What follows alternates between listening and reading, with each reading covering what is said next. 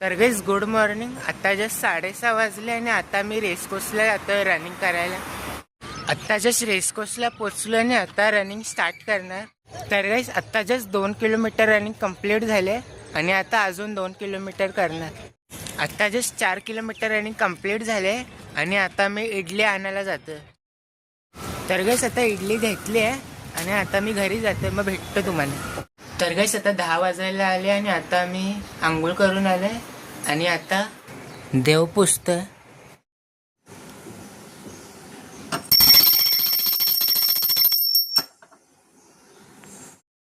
आता ब्रेकफास्ट करतोय, इडली खातोय. आता 1 वाजले आणि आता मी मंदिरात जातोय. मग त्यानंतर टायपिंगच्या क्लासला जाणार. आता 3 वाजले आणि आता जस्ट क्लासवरून निघालोय आणि आता घरी जातो.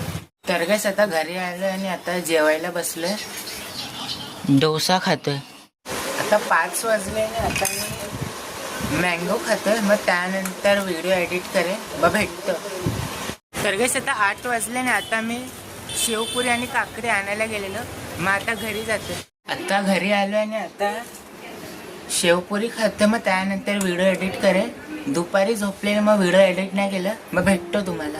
तर गाईस आता 10:30 वाजले आणि आता मी जेवायला बसलोय. वाटाण्याचं कालवण आणि मोदक आणि चपाती खातो. तर गाईस आता 11 वाजले आणि आता मी खाली कोल्ड्रिंक आणायला आलेलो. पिशवीमध्ये ठेवले कारण की माझा मामा येणार आहे आता घरी थोड्या वेळाने. मग काय ब्लॉग नाही बनवणार जास्त. मग भेटतो तुम्हाला उद्या एका नवीन ब्लॉगमध्ये. आणि आजचे 18,000 स्टेप्स कंप्लीट झाले. Thank you so much for watching.